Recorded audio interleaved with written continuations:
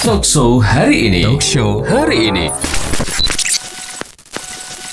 982 Salah Gracia FM Hits Musik Terbaik. Dan Salah Gracia biasanya di jam 9 ada segmen pendapat Anda. Tapi hari ini di skip dulu ya, karena Anda sudah kedatangan narasumber spesial. Ini dari Dr. Hewan Dodik Prasetyo. Mungkin kita sapa dulu kali ya sebelum masuk ke talk show di pagi hari ini. Selamat pagi dokter. Halo, selamat pagi Kak Nanda sama Kak Gustaf ya.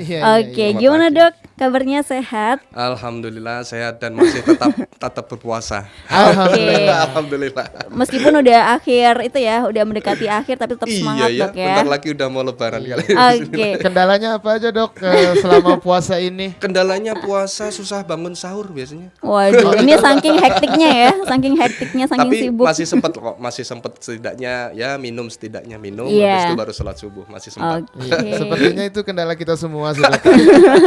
Gitu ya. Iya. Oke, Kang Gracia, jadi itu tadi ya sudah nge-spill suaranya Dr. Dodik Prasetyo, dan kita habis ini juga bakal masih ngobrolin dengan tema besar kita, yaitu tips perawatan hewan kesayangan di tengah aktivitas perayaan Idul Fitri. Jadi buat Anda yang bingung gitu ya, ini hewan peliharaan mau digimanain atau mau diapain? Pendidikan profesi dokter hewan. Oke, jadi udah profesi dok ya. Ini kedokteran hewan UNER di tahun 2010 juga Kang Gracia, dan S2-nya juga di UNER ya.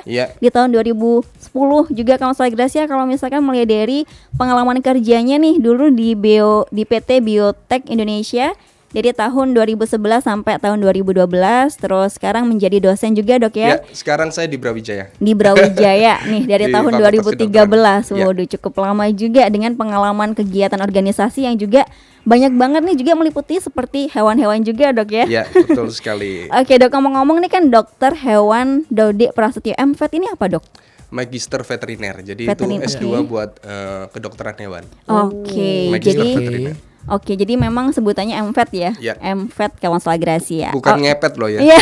Kalau Itu ngepet beda. yang lagi hits kemarin Iya. ya, gara-gara Yang ada babi di itu ya. Depok. Gara-gara babi. Itu perlu penanganan dokter hewan gak sih dok? Iya dok, perlu di Itu kulik. kasihan sekali tuh babinya jadi korban dia. Iya. Sempet dibelah juga, belah ini bahasa apa dibelah? Sekali-kali ngepot gitu. Oh gitu ya. Jangan ngepet ya, sekali-kali ngepot ya. gitu biar jadi agak racing dikit dok. Oke, Kang Gracia, di talk show pagi hari ini kita bakal ngebahas mengenai tips perawatan hewan kesayangan gitu ya di tengah aktivitas perayaan Idul Fitri. Jadi untuk Anda yang sudah punya pertanyaan bisa langsung aja dikirim di via WhatsApp di 0896 20 982 982. Yes. Oke dok, kira-kira kan sekarang kan temanya kan mengenai dari perawatan hewan di tengah Idul Fitri gitu ya. Iya. Tapi tentunya selain dari Idul Fitri kita juga tetap butuh ya dok ya perawatan hewan. Oh iya tentulah itu sebagai bentuk apa ya? Bentuk tanggung jawab ya, sebagai tanggung jawab gitu ya. Oke, tapi kira-kira kalau misalkan perawatan hewan, kenapa sih dok kita membutuhkan kenapa hewan butuh perawatan? Oke. Jadi kenapa hewan butuh perawatan? Karena ketika kita mendomestikasi suatu hewan menjadi peliharaan, otomatis banyak hal yang harus kita pertanggungjawabkan. Ini kalau berdasarkan guideline dari AFMA. AFMA itu Association Veterinary Medicine yang dari Amerika, itu ada kurang lebih ada 6 hal, yaitu commit, invest, obey, identify, limit sama prepare. Artinya secara keseluruhan dalam hal ini ketika seseorang itu memelihara hewan, otomatis dia harus punya komitmen untuk menjaga dan memelihara. Tidak boleh hanya sekedar oke, saya punya uang nih, saya pengen beli, udah bosen, sudah. Karena itu nggak boleh. Itu dari sisi komitmen seperti itu. Begitu juga dari sisi investasi nih. Kita investasi bukan membeli hewan atau melihara hewan, tidak hanya sekedar uang, tapi harus punya menginvestasikan waktu gitu ya. Tidak hanya dikasih ke pembantunya aja. Kita harus tetap investasi waktu, kasih sayang dan sebagainya. Berikutnya obey. Obey ini lebih pada kesigapan, karena kita tahu kita harus dapat mengurus tuh hewan kan. Tidak selalu mungkin anak buah kita selalu ada 24 jam. Mungkin bisa jadi kayak kemungkinan ya ada yang mudik gitu kan. Pembantunya mudik, terus bosnya di rumah, terus nggak kebiasa ngurus atau nggak dapat ngurus, kan kasihan. Jadi tetap OB itu harus tetap bisa. Berikutnya adalah kita harus mengenali atau memberikan identitas pada hewan. Jadi jangan heran kalau hewan tuh punya nama loh ya.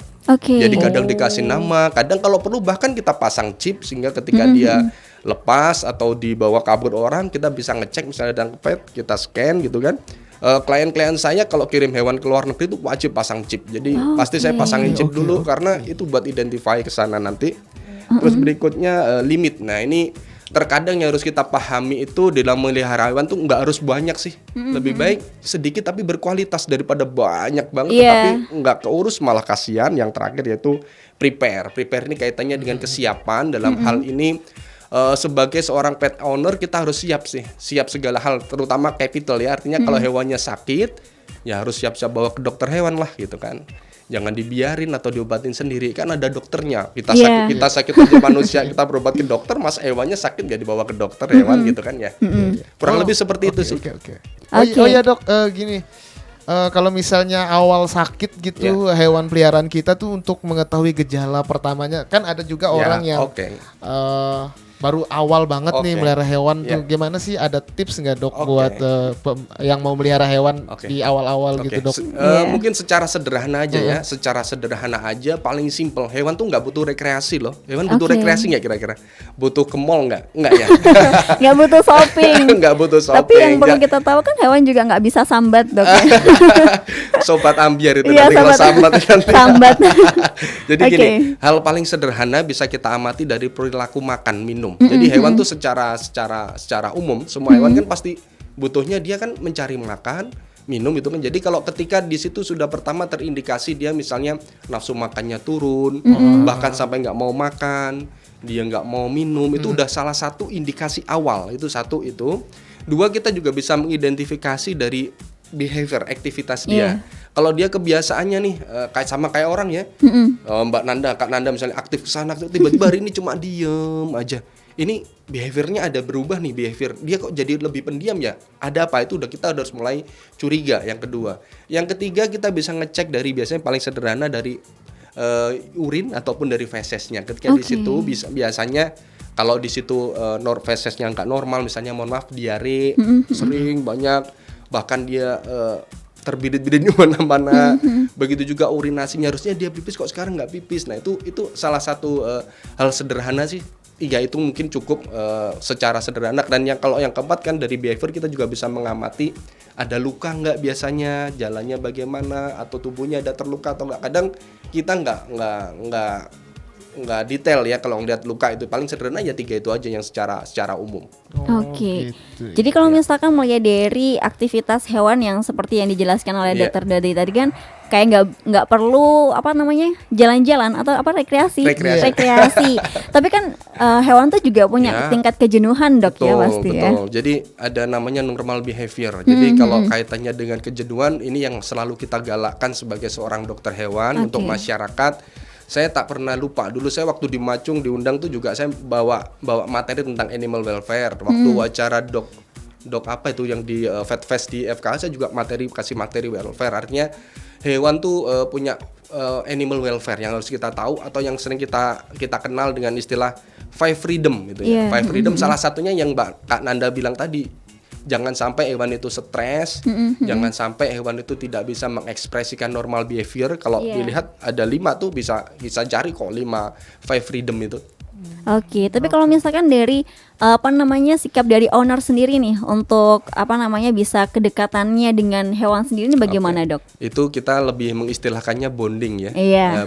Bonding itu memang salah satu bentuk hal yang perlu, yang idealnya ketika kita tadi dari awal tadi seperti di Asma tadi bilang, kita harus punya komitmen dan invest ya. Komitmen dan invest artinya kita tidak hanya sekedar beli, tapi kita harus bisa meluangkan waktu, kita harus bisa bisa sayang sama dia gitu ya. Bahkan kalau yang sekarang lagi ngetren karena situasi pandemi corona misalnya si pemilik nih kena COVID nih, terus hewannya gimana ya, yang satu jangan ditelantarkan lah, tetap harus dilimpahkan tanggung jawab namanya. Jadi jangan sampai ditinggal gitu biasa aja waktu isolasi gitu ya. Jadi tetap harus ada care, ada sayang tuh tetap sama hewannya. Tapi kalau misalkan hewan sendiri nih bisa nggak sih dok tertular virus dari manusia?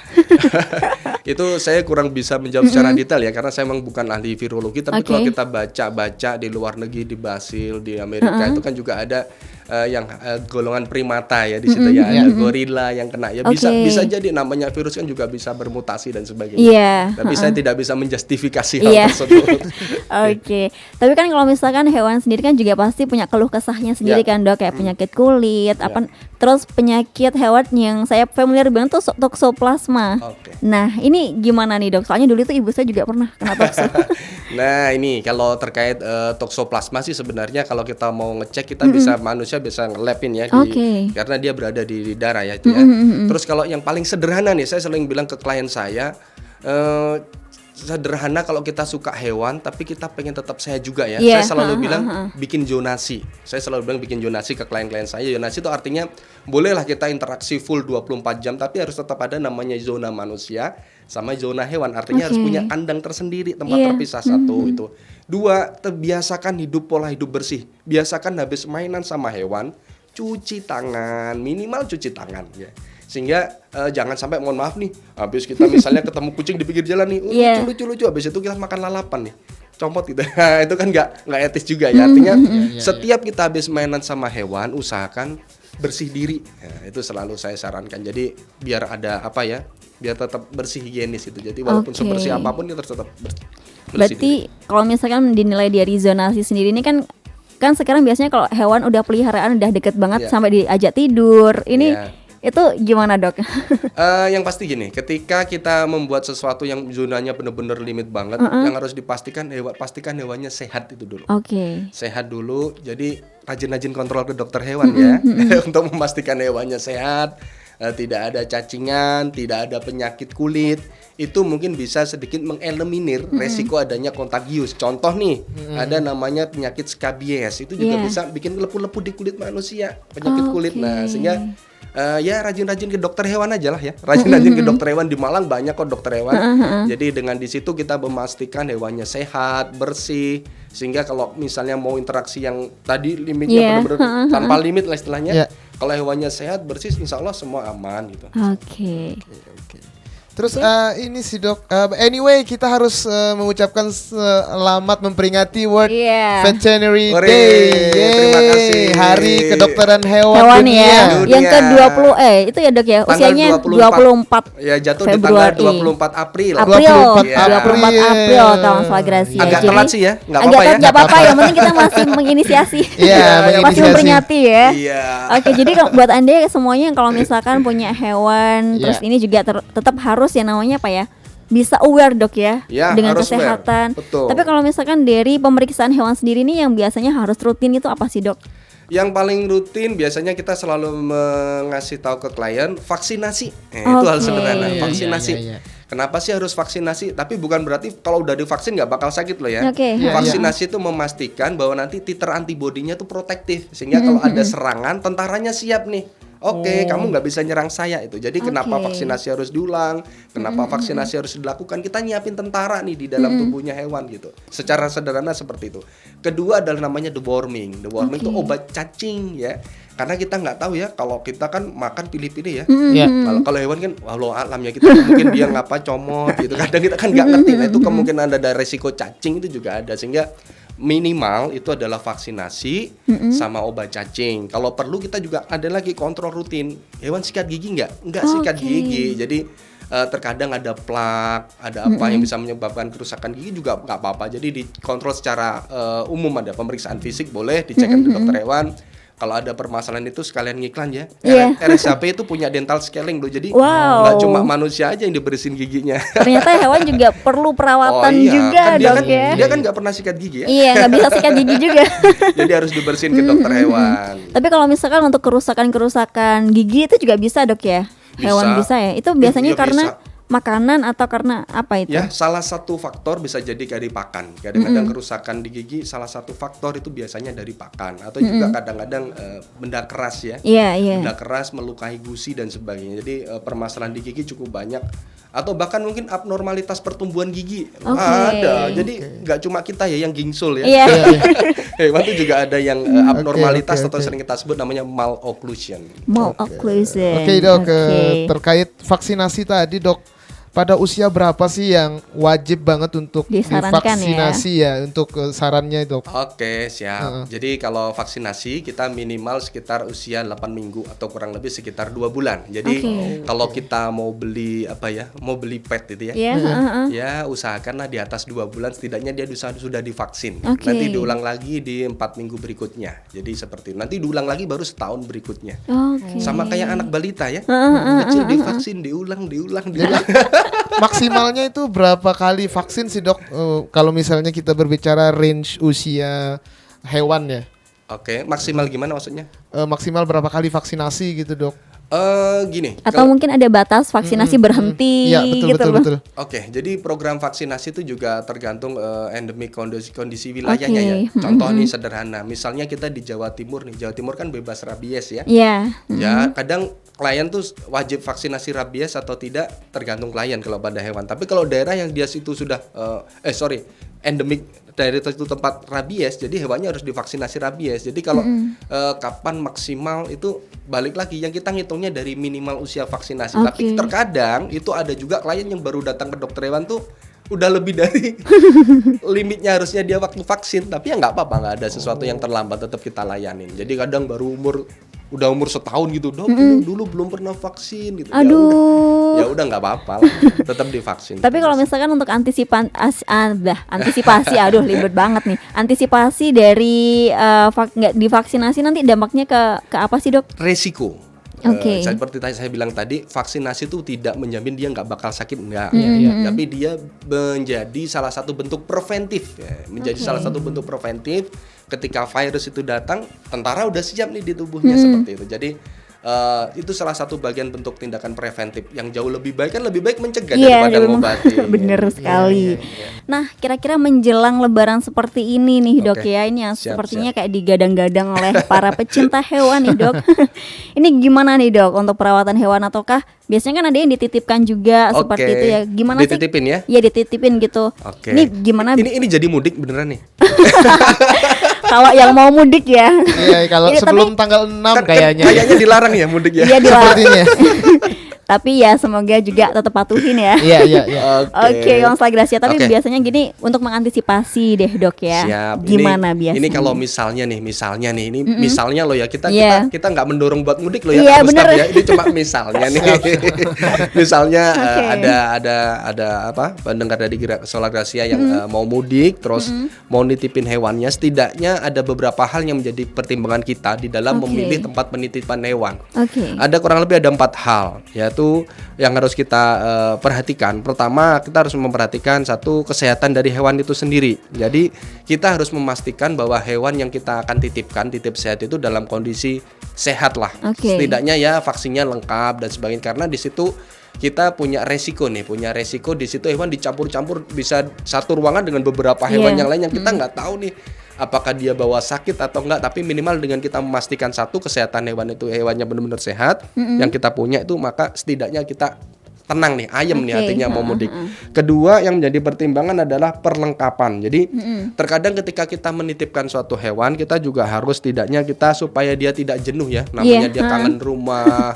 Ya namanya hewan juga bisa punya kesenangan ya, dia kangen rumah, situasi rumah, bawain aja misalnya ada barang-barang yang biasanya dia pakai main atau apa, karena ditinggal kan nggak mungkin sejam 2 jam ya. Jadi setidaknya dengan ada membawakan perlengkapan dia, atau mungkin kebiasaan dia makan pakai nampan yang ini atau seperti apa, itu dibawain aja, itu juga nggak apa-apa. Yang ketiga adalah nih survei. Jadi idealnya sebelum kita menitipkan itu kita harus survei dulu nih, sebagai pet owner kita harus tahu nih, kita cek kulik-kulik sekarang, bisa lewat Instagramnya, bisa lewat apa kayak, atau lewat temen, atau kalau mungkin sempat datengin tuh, dicek apakah di sana hewannya akan dijadikan satu kandang gitu atau disendiri-sendirikan, atau tempatnya tuh jangan-jangan udah lembab, nggak ada udara gitu kan, kasihan. Jadi harus pastikan tempatnya memang layak untuk tempatnya layak untuk naruh hewan gitu ya. Berikutnya adalah kapasitas tempat. Nah, jadi kadang kita ada tempat misalnya naruh tempat, ini pegawainya cuma 2 orang loh, tapi yang ditipin ada 1000 ekor gitu. Nanti hewan saya gimana mau ngasih? Jadi kapasitas itu juga harus menjadi pertimbangan pet owner ketika mau menitipkan, apakah pegawainya tuh punya kapabilitas nggak, punya kemampuan nggak, terus kira-kira antara jumlah kapasitas rawat inapnya dengan orangnya nih make sense nggak? Kalau nggak logis itu tadi ya Kak Gustaf, 2 orang melihara 1.000. Kelabakan jatuhnya dok. Jadi kita harus tetap survei itu. Setidaknya ada 4 hal itu tadi yang harus kita lakukan sebelum kita menitipkan hewan. Oke, jadi kalau misalkan melihat dari kapasitas ruangannya juga itu juga kayak mempengaruhi juga dok ya? Iyalah, otomatis lah kita harus mengecek. Tapi kalau misalkan melihat dari perawatan hewan sendiri yang biasanya sering dilakukan di Indonesia dengan di luar negeri itu bagaimana dok? Kalau berbicara perawatan itu ujung-ujungnya balik ke Undang-Undang Dasar ya, UUD lagi. Kalau jenis treatmentnya tuh balik lagi ke situ tadi, karena tadi ada salah satunya adalah invest ya, salah satu dari acuan AFMA. Jadi balik lagi ke capitalnya, apakah kita mau kasih treatment yang istilahnya perawatan yang biasa-biasa aja atau perawatan yang luar biasa. Jadi kurang lebih seperti itu sih kalau dari sisi pet ownernya. Tapi kalau dari sisi tempat penitipan biasanya mereka punya standar SOP sendiri kok. Jadi di dalam perawatan apakah pakan itu disediakan tempatnya dari tempat penitipan itu sendiri atau pakan harus dibawakan dari rumah itu. Jadi tergantung tempatnya masing-masing sih kalau dari sisi tempat penitipan. Tapi kalau dari sisi pemilik perawatan tuh balik lagi ke orangnya, komitmen nggak dia mau invest beneran apa enggak gitu terhadap hewannya. Terkait pakan nih dok, makanan yang baik untuk hewan itu untuk kita cara mengenalinya ini baik, proteinnya bagus gitu untuk hewan peliharaan itu ada cara-cara tersendiri nggak sih untuk memilih makanan untuk hewan peliharaan tuh dok? Oke, baik. Jadi gini, terkait pakan nih, pakan, saya nggak endorse pakan loh ya. Saya pakai produk, sorry. Kita nggak endorse, cuma kita kebetulan juga sparring partner atau kita ini salah satu partner kita sih ibaratnya di RSHP Universitas Brawijaya. Jadi kalau saya selalu menyarankan ke klien saya lebih baik pakan itu lebih baik pet food saja. Kenapa pet food? Orang atau perusahaan ketika memproduksi pet food itu pasti dengan berbagai R&D ya, riset dan sebagainya ya. Otomatis nutrisi yang ada di pakan jadi itu biasanya sudah disesuaikan dengan hewannya. Apakah untuk kucing anak-anak, apakah untuk kucing yang aktif, atau kucing yang males atau seperti apa gitu kan ya. Jadi kalau saya lebih menyarankan itu pakai pet food. Nah di pet food sendiri itu pun biasanya udah ada takarannya nih. Ada takarannya berapa nilai nutrisinya, berapa banyak harus diberikan seperti itu. Walaupun ini saya sedang mau meneliti nih. Ini sekitar saya mau meneliti tentang pakan nih rencananya nih ya. Siapa tahu suatu saat bisa kita publikasikan ya. Saya mau meneliti berawal dari kebiasaan kita. Biasanya ini kita kan ngasih makan, kalau mohon maaf saya orang desa juga ya. Kadang ngasih makan yang penting ada amis-amisnya gitu ya. Nasinya banyak gitu kan. Terus pindangnya sedikit diulet-ulet. Jadi kucing makan nasi gitu ya. Padahal kalau kita tahu dia termasuk feline itu adalah bangsa karnivor idealnya. Tetapi karena pembiasaan jadinya kadang nasi kerupuk gitu kan. Kadang nasi ini saya akan meneliti membandingkan ketika hewan kalau makan pet food, pure pet food, sama kalau hewan makan tadi lebih banyaknya nasibnya. Seperti kira-kira secara profil organ tubuh dalamnya tuh bagus yang mana itu. Ini mau saya teliti. Jadi akan saya teliti mungkin di bulan depan, nunggu setelah lebaran mungkin. Tapi sudah saya tulis proposalnya. Jadi saya berawal dari fenomena yang ada di masyarakat. Saya pengen tahu nih kira-kira bagusan mana profil kualitas organ tubuhnya. Tapi tentunya itu juga bakal itu ya dok ya, kayak mempengaruhi juga ya. Kalau secara hipotesanya ya bakal mempengaruhi lah secara hipotesa, tapi kan nanti kalau mungkin next bisa kita acarakan lagi ya. Iya benar banget itu Kansel Grazia. Ini ya konsinyasi antara hasil penelitian dosen gitu ya, praktisi dengan acara di radio, jadi bisa mengedukasi masyarakat. Nah itu tadi. Bener, dok. Nah tapi kalau misalkan ngomong-ngomong nih dok, biasanya kan kayak kucing atau anjing yang pintar, bisa dibilang pintar gitu dok ya. Ini kan apakah juga pengaruh dari makanannya atau karena bonding itu tadi? Biasanya karena faktor breed biasanya. Jadi faktor breed itu keturunan ya. Biasanya seperti itu. Biasanya dipengaruhi oleh breed, Berikutnya lagi biasanya dipengaruhi oleh ini behavior pembiasaan. Oke. Anjing-anjing yang pintar tuh anjing sekolah biasanya ya. Sampai S1 nggak tuh dok? Disekolahin. Apa? Sampai S1 nggak disekolahin tuh dok? Bisa jadi ya. Tapi ada skripsinya nggak ya? Pusing dia meneliti dirinya sendiri. Langsung tugas akhir praktek ya dok? Ada trainernya juga biasanya. Iya. Kalau anjing-anjing yang terlatih tuh pasti ada trainernya Oke. juga. Oke. Oke, jadi karena itu tadi ada trainernya itu tadi, terus habis itu karena pola makannya, breed itu tadi Breed ya. itu, keturunan. Berarti Jenis. ada ras tertentu Ya, juga, Dok ya, ya. biasanya. Kalau misalkan kebanyakan seperti itu kayak Persia, Anggora kayak gitu tuh juga bisa termasuk itu nggak sih, Dok? Kalau kucing biasanya tidak seperti di anjing ya. Kalau Oke. trainer itu ya lebih banyak di hewan anjing biasanya karena lebih banyak juga dimanfaatkan untuk kepentingan ya. Semisal buat itu tadi deteksi apa di kepolisian tuh ya. Iya. Deteksi narkoba, deteksi apa? Oh iya benar. Bom itu kan karena indera penciumannya dia kan jauh lebih baik, Iya, lebih iya. bagus daripada kucing. Oke, tapi kalau misalkan melihat nih sisi, apakah hewan itu juga punya sisi psikologi tersendiri nggak sih, Dok? Iyalah, hewan tuh juga punya sisi psikologi ya. Jadi Oke. jangan dibuat stres ya. Kalau bisa jangan dibuat stres hewan. Stres tuh bisa banyak faktor sih, bisa dari perlakuan kita ataupun situasi. Biasanya yang paling rawan juga bisa bikin stres tuh heat stress, stres panas. Ini kan isunya lagi isu global warming ya. Itu juga bisa memunculkan resiko namanya heat stress. Kalau pada hewan-hewan yang lain, heat stress ini juga bisa memicu peluang terjadinya masalah-masalah penyakit yang lain. Karena kan kerja artinya jadinya berat. Misalnya pada unggas nih gitu Iya, kan. Heat stress otomatis kompensasi kerja hatinya dia berat. Biasanya kalau nanti di nekropsi atau dibedah itu hatinya membesar dan sebagainya. Kalau udah kena heat stress, penyakit-penyakit yang lain rawan masuk. Karena makanya jagalah hati ya. Karena hati itu pintu awal. Kalau hati udah kena penyakit yang lain juga rawan. Makanya Iya. jagalah hati. Jangan kalau Saya boleh Gitu ya. mencet bel nggak ini? Kayak kuis ya. Oh gitu ya. Oh ya dok, saya juga mau Oke. nanya nih dok, apakah kondisi kucing yang atau hewan peliharaan lah Ya. yang traumatik itu dipengaruhi oleh kondisi geografis nggak sih dok? Ini pertanyaan dari Kak Gustaf atau dari Dari saya sendiri Oh, sih. kondisi geografis. Ya, kondisi geografis itu mempengaruhi nggak sih ke traumatiknya hewan peliharaan gitu dok? Kalau sejauh saya tahu, saya juga belum pernah membaca sih pengaruh kondisi geografis berpengaruh atau tidak. Tapi biasanya pengaruhnya tuh biasanya adanya kompetisi. Nah, kompetisi iya. atau adanya predatornya dia gitu kan. Ada predatornya dia itu juga bisa mempengaruhi secara psikis ya. Oke. Misalnya misalnya kijang dicampur sama harimau kan secara psikis si kijangnya pasti stres tuh ada predatornya seperti itu. Atau Merasa, sifatnya kompetisi kan namanya hewan kalau kompetisi biasanya rebutan ya. Iya. Biasanya kekuasaan itu ya dok ya. Itu kompetisi juga bisa menyebabkan salah satunya stres. Kalau faktor geografis saya mungkin belum pernah membaca pengaruh faktor geografis seperti itu. Oke. Tapi kalau misalkan melihat seperti kayak yang anjing terus tiba-tiba kayak memangsa itu Memangsa apa nih? memangsa apa yang ingin dimangsa. Oke. Jadi kalau perubahan behavior itu kita harus bisa melihat sejarahnya. Oke. Kenapa dia menjadi seperti itu? Kenapa dia begitu? Itu jadi pasti sesuatu yang sifatnya tidak tiba-tiba, gitu kan?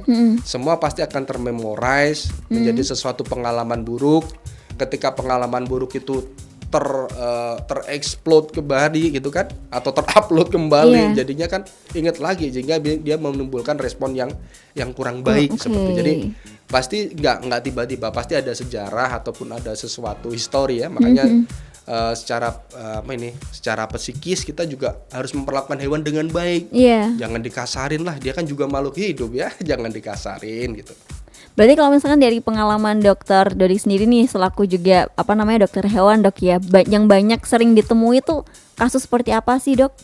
Untuk penyakit hewan? Iya, mungkin penyakit hewan, terus juga dari segi psikologisnya juga. Oke, jadi kalau berbicara psikologis apa nih? Klien atau psikologis hewannya? Iya, hewannya. Oh, psikologis hewannya. Biasanya kalau penyakit dulu ya. Penyakit tuh biasanya tergantung musim sih sama. Kalau musim, jadi apakah musim penghujan, apakah musim kemarau, itu juga akan mempengaruhi pola dari adanya penyakit seperti itu. Biasanya seperti itu. Kalau secara psikologis biasanya kalau Saya lebih pada klien sih, karena saya belum bisa berbicara dengan hewan. Iya, walaupun sekarang lagi ada tuh di kedokteran hewan tuh lagi ngetren ilmu cara berkomunikasi. Jadi kayak saya juga belum bagaimana mempelajari cara mengetahui. terus ini beneran telepati apa beneran saya kurang tahu itu. Okay. Tapi kalau secara psikologis klien hewan, klien pemilik itu jenisnya macam-macam. Ada yang biasa saja, ada yang luar biasa. Jadi itu sih kalau kita jadi dokter hewan, kita nge-treatnya nggak hanya nge-treat ke hewannya aja, kita juga harus nge-treat ke kliennya juga gitu kan. Misalnya dalam kondisi emergency nih gitu, selain kita nge-treat ke hewannya, kalau kondisi emergency kita juga harus nge-treat ke kliennya. Kalau kliennya panik, dokter hewannya ikut panik juga jadinya. Jadi kita harus bisa men-treat dua-duanya. Jadi itulah dokter hewan, serunya di situ. Oke, Dok, ini ada teman saya yang tanya. Silahkan. Dia tanya gini, gimana sih cara meminimalisir kondisi hewan yang traumatis saat ditinggal saat Idul Fitri? Saat Idul Fitri? Iya, kan biasanya tinggalnya yang lama gitu. Iya. Oke. Ini kalau misalnya taruh di tempat penitipan ya. Nah, makanya itu tadi ada namanya kapasitas. Tadi saya bilang ada namanya, kita harus ngecek kapasitinya. Kapasitas itu juga kaitannya dengan kemampuan dari pegawainya di sana. Gitu. Hewan tuh insya Allah ngerti kok. Kalau kita tuh orang yang kita tulus, kita benar-benar sayang, atau kita hanya asal gitu ya. Karena dia pasti juga punya ini. Sama kayak kita kalau mau megang hewan, kalau kita ragu-ragu ya hewan juga. Artinya pastikan si tempat penitipan ini memang orang-orang yang dia sudah terlatih lah bahasanya. Dia udah kebiasa ngurus hewan, jadi tahu cara megang hewan yang nggak menyakitkan gimana, cara men-treat kalau hewannya nggak mau makan ini gimana. Jadi itu pentingnya kita tadi survei, cek kapasitas dari orang yang akan kita titipin ini, dia punya kemampuan nggak? Kalau hewannya cuma hanya sekedar digerojok makan, gerojok minum, nanti hewannya nggak kebiasa. Dan tadi dengan survei kita sebagai pet owner bisa nyeritain nih ke tempat penitipan kita, Pak, Bu, permisi, ini hewan saya kebiasaannya, mohon maaf ya, dia nggak bisa pup loh kalau nggak diajak jalan-jalan. Sampaikan. Nah, hal kebiasaan yang dibiasa dialami si hewan gitu kan, sampaikan. Biasanya kita kalau di rumah sakit hewan seperti itu kok. Jadi misalnya ini jadi pagi gitu ya, misalnya ada kebiasaan hewannya tuh nggak biasa pup di kandang gitu, ya pasti kita ajak jalan-jalan. Jadi kita selalu bertanya sih biasanya, ataupun sebagai pet owner kasih tauin nih, kebiasaan dia tuh begini loh. Dia tuh nggak suka, misalnya dia nggak suka satu ruangan kandang dengan hewan yang lain, sampaikan aja. Jadi kalau itu sebagai salah satu bentuk preventif, sampaikan aja ke tempat penitipannya, sehingga sama-sama tahu nih, gitu loh, sama-sama tahu antara yang nitipin dengan yang dititipin ngeklop lah gitu. Tapi kalau melihat dari tempat penitipan tadi, kredibilitasnya itu gimana, Dok? Kalau tempat penitipan kredibilitas dalam arti di Malang atau di mana? Iya, mungkin bisa di Malang atau di Malang. Saya belum bisa berkomentar secara detail ya di tempat penitipan mana gitu kan. Saya juga nggak survei di tempat-tempat yang lain, tapi itu tadi bentuk advice saya kepada pet owner kalau mau memilih, milih dimanapun terserah sih, milih dimanapun. Dan yang pasti kalau bisa, ada yang terlink dengan dokter hewan kalau bisa. Terlink dengan dokter hewan artinya kita kan nggak tahu nih di dalam selama dia dititipin, mungkin ada peluang resiko sakit, kondisinya ngedrop dan sebagainya. Kalau tempat penitipan itu terlink dengan dokter hewan, setidaknya kalau ada apa-apa bisa kita konsultasikan. Jadi biasanya kalau tempat yang terlink gitu kan, hewannya kenapa nih? Oh, tiba-tiba dia nggak mau makan nih seharian, ada apa nih? Nah, bisa konsulnya dengan dokter hewan. Jadi biasanya tempatnya terlink dengan dokter hewan, si owner juga bisa langsung komunikasi sama dokter hewannya. Jadi itu lebih aman lah, lebih kredibel istilahnya ya kalau terlink itu. Jadi kalau ada apa-apa bisa dipantau dokter hewannya. Tapi berarti ada tempat penitipan yang tidak include dengan dokter hewannya? Bisa jadi, bisa jadi. Tapi kan bisa jadi juga dia terlink maksudnya punya koneksi terhubung gitu ya, Dok ya. Gitulah. Dan Konselor Gracia sepertinya tadi sudah cukup menjelaskan detail ya bagaimana perawatan hewan, terus begitu juga proses vaksinasi, nutrisi. Jadi tetap yang namanya kalau misalkan untuk protein ya tetap harus pet food ya, Dok ya. Iya, lebih baik kalau saya sih saranin pet food ya, karena tapi itu, ada juga yang memang dia udah terbiasa raw food, ya silakan sih, tetapi harus benar-benar diperhatikan karena kalau anjing biasanya orang juga raw food dicampur. Kalau anjing kan kecenderungannya omnivore. Itu tadi saya lebih pada kucing sih. Kucing tuh idealnya karnivore idealnya. Dia bukan omnivora idealnya. Makanya tadi saya tertarik meneliti itu. Tapi kan di kita kan udah menjadi pembiasaan ya. Kucing makan nasi kerupuk gitu ya. Jatuhnya kuli ya dok ya. Aduh, porsinya banyak banget. Oh ya dok, satu lagi nih dok, kan biasanya ada kayak misalkan kucing yang dikebiri.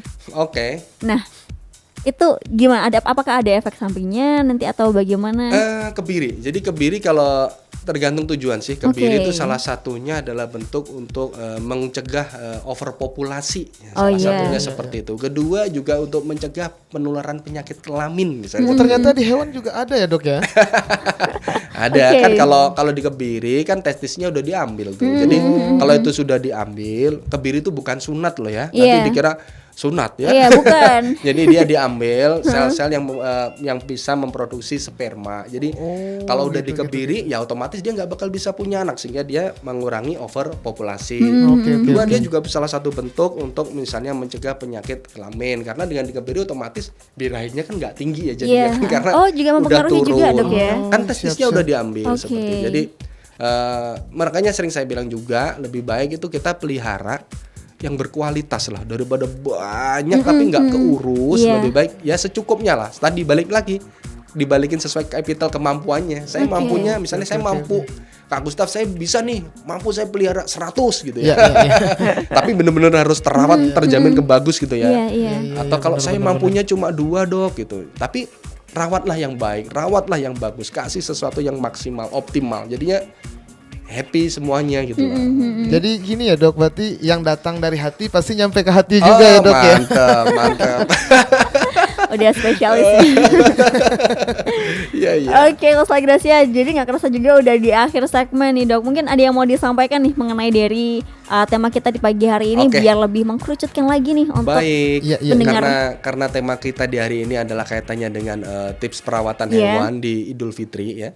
Jadi ada beberapa hal ketika mungkin ini ya kita kalaupun nggak mudik nih sekarang kita bicara nggak mudik, nah misalnya kita nggak mudik kita tinggal silaturahmi, ketika ditinggal pastikan hewan tuh dalam kondisi aman, artinya tempatkan dia di tempatnya atau taruh di kandang yang tidak mempunyai resiko dia akan misalnya kehujanan, kepanasan, itu satu. Dua, pastikan di situ makan dan minumnya tuh ada, apalagi ditinggal keliling pagi sampai besok subuh gitu keliling ke saudaranya banyak. Pastikan di situ ada makan, ada minum tersedia, itu kedua. Ketiga, jauhkan dari benda-benda yang punya resiko melukai. Misalnya jangan ditaruh pisau di depannya gitu atau kasih beling gitu itu hindari hal-hal yang bisa punya resiko melukai itu. Yang keempat, kan kita punya tetangga nih, misalnya ada apa-apa dipesenin di dalam tuh ada ini loh. Kalau ada apa-apa misalnya ya nggak minta ya. Kalau ada kebakaran atau jangan sampai terjadi. Setidaknya tahu di dalam tuh ada makhluk hidup yang harusnya segera diselamatkan dahulu. Saya rasa itu aja. Din nggak mau dokter Dodi juga melakukan itu kan dok ya, apa namanya? Praktek juga dok ya? Iya, saya praktek di rumah sakit hewan. Rumah sakit hewan ya? Rumah sakit hewan pendidikan Universitas Brawijaya. Tempatnya di dia yang eksklusif itu loh. Oke.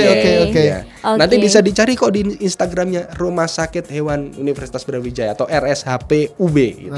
Jadi untuk kawan Gracia yang mau check up hewan juga bisa ya ke dokter ya? Silakan, bisa. Iya. Kadang ada juga datang cuma konsultasi juga kita layanin gitu kan. Jam berapa dok biasanya gini dok? Kalau di RSHP itu karena ini lagi sesuai kan kita di bawahnya Rektorat Universitas Brawijaya nih. Kita bukanya juga mengikuti. Jadi kita buka mulai jam 8 sampai jam 3 sore, Senin sampai Jumat. Kalau hari Sabtu kita setengah hari, pagi jam 8 sampai jam 12. Kalau hari Minggu kita masih libur. Karena kan ini juga masih pandemi ya. Jadi kita sangat membatasi juga. Beda kalau waktu sebelum pandemi gitu. Jadi kita masih dibatasi jamnya itu sih. Senin sampai Jumat jam 8 sampai jam 3, Sabtu jam 8 sampai jam 12, hari Minggu kita libur. Mungkin kontak personnya dokter. Kalau kontak person boleh saya kasih kontak personnya RSHP aja ya. Boleh. Nanti kalau kontak person saya DM di Instagram saya aja ya. DM di Instagram saya aja ya. Ini saya kasih kontaknya RSHPUB, bisa dihubungin di nomor 081 230 232 044. Ini official number dari RSHPUB. Jadi untuk konsultasi, boleh. atau booking bisa langsung ke situ, Dok, nanti diarahkan ke dokter siapa, misalnya pengennya sama saya, ya bilang aja saya pengen sama dokter Dodi, atau pengen dengan dokter yang lain, silakan. Jadi bisa memilih. Kita ada 13 dokter. Jadi silakan dipilih cocoknya sama siapa gitu ya. Jadi bisa menghubungi nomor yang tadi ya. Sudah jelas ya, 081 230 23 2044. Nah, itu nomornya RSHP. Untuk Instagramnya, Dok, mungkin bisa diulang lagi. Instagram saya atau Instagramnya RSHP mungkin ya. Dua-duanya juga nggak apa-apa, Dok. Kalau Instagram saya itu ada di .prasetyo _prasetyo. Ya, tuh kawan Kalagracia _prasetyo. Ya, jadi langsung ya. Silakan kalau mau kontak-kontak sama saya silakan _prasetyo itu ya. Kalau rumah sakit hewan Universitas Brawijaya Instagramnya rshp.ub. rshp.ub. Ya, oke. Talkshow hari ini.